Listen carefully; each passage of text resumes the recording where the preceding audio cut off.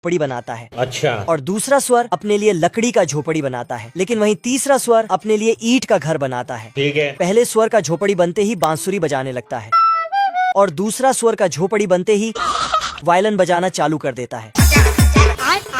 फिर साला तीसरी स्वर के पास आकर उस पर हंसता है। एक दिन मर जाएगा कुत्ते की मौत। लेकिन ये बोलता है अपने आप के समझल कि हम राजा हैं। पर ये लोग फिर डांस करने लगता है। पर तभी इधर से एक भेड़िया चुपके से आता है और स्वरों को देखकर इसके मुंह में नदी बहने लगता है। फिर स्वरों से बोलता है। तो स्वर अपना झोपड़ी में जाके छिप जाता है। लेकिन एक स्वर पकड़ाते पकड़ाते बच जाता है। फिर दौड़कर अपना झोपड़ी में घुस जाता है और वेलकम मैसेज वहाँ से हटा देता है। अच्छा। लेकिन भेड़िया तो बिना वेलकम के ही आ टपकता है। ये भेड़िया पेट में हवा भर के फूंक मारता है। घर। लेकिन सुअर बच के निकल जाता है रुक जा। और दूसरे सुअर के झोपड़ी में घुस जाता है। फिर देखता है कि भेड़िया अंदर नहीं घुस पाया है। तो भेड़िया अपना आधा इंच का दिमाग लगाता है। अब देख तू। और दांत दिखाते हुए वहाँ से चला जाता है। अच्छा। तो ये दोनों बाल बच गया रे देवा। रोम रोम भाइयों। फिर भेड़िया भेड़ बन के वापस आता है और दरवाजा खटखटवाता है। फिर अपनी दुख भरी कहानी सुनाने लगता है। ये देखो मेरी हालत कमजोर हो गई मैं। लेकिन ये दोनों को समझ आ जाता है कि बाहर भीख मंगा भेड़िया है। तो खुद की औकात देख। तो साला भेड़िया पूरे गुस्से से खड़ा होकर पेट में हवा भरता है और फूंक के झोपड़ी उड़ा देता है। ये कैसे हो गया है? बाप रे साले कुत्ते।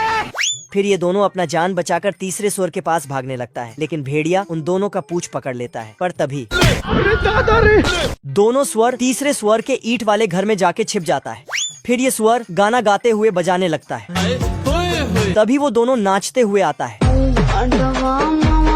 लेकिन तभी अचानक से भेड़िया दरवाजे के सामने आ टपकता है। तो तीसरा स्वर दरवाजा खोलने जाता है। पर साला भेड़िया तो टॉयलेट साफ करने आया था। अच्छा। ये देना। खराब हो जाएगा मैं मार। तो स्वर उसका ही ब्रश लेके उसको ही ठोक देता है और फिर पीछे से और नीचे से। कौन है बे? भेड़िया को खूब गुस्सा आता है। फिर ये साला पेट में हवा भर के फूंक मारता है। लेकिन इसका पैंट गया। फूंक मारते मारते थक जाता है। लेकिन घर का दरवाजा नहीं खुलता है। फिर ये अपना आधा अधूरा दिमाग लगा के ऊपर से अंदर घुसने चला जाता है मुझसे कोई स्मार्ट। पर स्वर नीचे पानी उबाल रहा था तो उसका ढक्कन खोल देता है। अब तू गया बेटा। फिर उसमें और कुछ डाल देता है।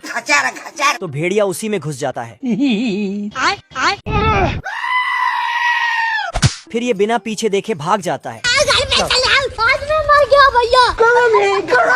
और तीनों स्वर मजे से नाच गाना करने लगते हैं। पर तभी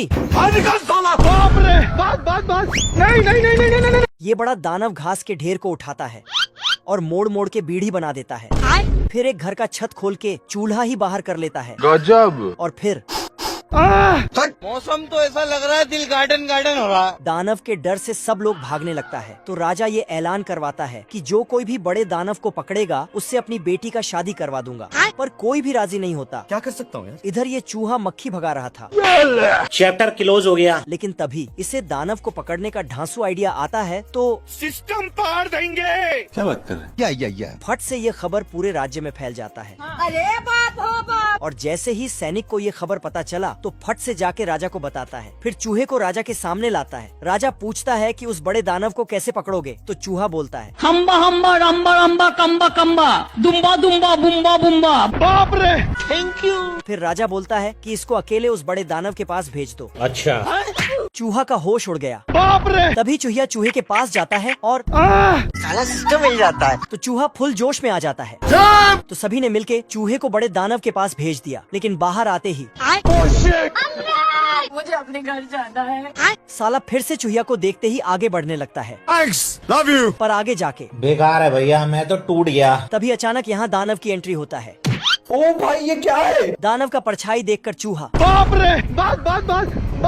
बस। चूहा दानव से बचते बचते नाव में चढ़ जाता है। लेकिन नाव जाके दीवार से टकरा जाता है। तो चूहा फल के टोकरी में जाके छिप जाता है। तो दानव वहीं पर आके बैठ जाता है और उसी फल को खाने लगता है। अब देख तू। दानव ने फल उठाए तो चूहा भी उठ जाता है। और फल के साथ साथ चूहा भी अंदर चला जाता है। चूहा दानव के मुंह में चला जाता है तो वहीं लटक के रह जाता है। फिर दानव को हिचकी लग जाता है तो साला कुआं ही उठा के पानी पीने लगता है। गजब। फिर चूहा पेट के अंदर पहुंच जाता है ये कहाँ फंस गया भाई मैं। लेकिन कुआं के रस्सी से बाहर आ जाता है। फिर दानव बीड़ी बनाने के लिए घास उठाता तो उसमें चूहा आ जाता है। हम संतोष पागल नहीं। लेकिन चूहा तो हाथ में घुस जाता है। फिर बाहर आके दानव गलती से अपने ही हाथ में फंस जाता है तो चूहा ने शर्ट फाड़ के बाहर निकला और फिर सुई धागा से सिलने लगा। अच्छा। साला सुई वाले धागे से ही दानव को बांधने लगा और बांध के नीचे गिरा दिया। खत्म हो गया भैया मैटर। फिर तो पूरे राज्य में मेला लगा गया बहुत मजा आ रहा है यहाँ पे। और इधर दानव